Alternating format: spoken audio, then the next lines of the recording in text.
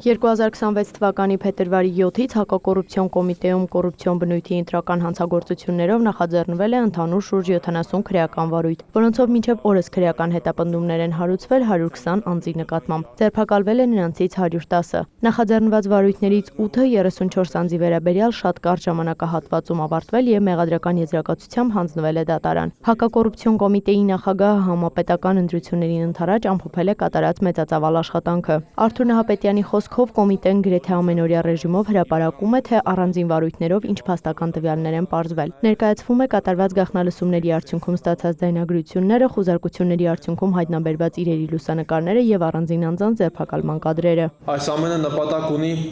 առաջին հերթին ապահովել ընտրական հանցագործությունների վերաբերյալ կատարված աշխատանքների հաշվետվողականությունը, ինչպես նաև նոր մակարդակի բարձրացնել հանրային իրազեկվածության եւ կանխարգելման ուղղությամբ կատարված եւ տարվող աշխատանքները։ Հաշվի առնելով դրանց հրապարակումից հետո կոմիտեի թեժ գծին ստացված արձագանքները եւ ընտրական հանցագործությունների վերաբերյալ ներկայացված հաղորդումները կարելի է արձանագրել, որ իրականացված միջոցառումները նպաստել են հանրային ակտիվության եւ իրավագիտակցության բարձրացմանը։ Կոմիտեի նախագահը ընդգծել է, պետք է շարունակեն առավելագույն ջանք դնել, որպեսզի հանրապետության ամբողջ տարածքում նվազագույնի հասցվի պետության հիմքերը խարխլող ընտրական հանցագործությունները, ապահովելով դրանց բացահայտման բարձր ցուցանիշներ։ Ընտրական բնույթի հանցագործությունների բացահայտմանը զուգահեռ չափազանց կարևոր է ողջամիտ ժամկետներում գործերի քննության օրենսդրական պահանջի պատշաճ ապահովումը։ Մենք պետք է շարունակենք նույն ջանասիրությամբ եւ ինտենսիվությամբ ավարտել նախաձեռնված քրեական վարույթները։ Այդ վարույթների ավարտը հնարավորություն կտա հանրությանը հրապարակային դատալսումների միջոցով ծանոթանալու քրեական վարույթներով ձեռք բերված ապացույցներին, այդ թվում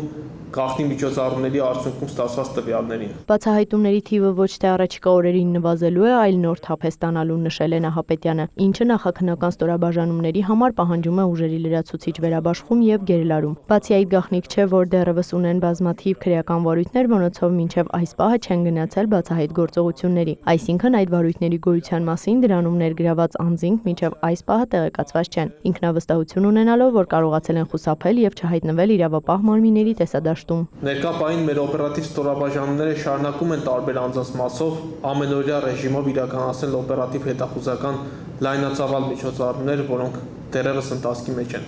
Դրանց հիմնական նպատակը հանցավոր շղթաների եւ կիրառվող մեխանիզմների ոչ թե հատվածական, այլ ամբողջական բացահայտումն է։ Մենք արդեն իսկ տեսել եւ բացահայտել ենք ընտրակաշառքի տրամադրման տարբեր սխեմաներ, որոնք հանրայնացվել են։ Նման դեպքերի բացահայտումից եւ հանրայնացումից հետո հանցավոր խմբերի կողմից մշակվել են նոր մեխանիզմներ, քողարկման նոր եղանակներ, որոնք սակայն չեն կարող դուրս մնալ մեր տեսադաշտից։ Առաջիկայում ունենալու ենք աղմկահարույց նոր բացահայտումներ, այդ թվում այնպիսի հանցավոր սխեմաների մասով, որոնցում իրենց ակտիվ ներգրավվածությունն ունեն նաև բարձրաստիճան նախկին պաշտոնյաներ, հայտարարել է կոմիտեի նախագահը։ Մենք ամբողջությամբ տիրապետում ենք օպերատիվ իրավիճակին եւ շատ դեպքերում անապահ ձերբակալությունների չգնալու պատճառը այն է, որ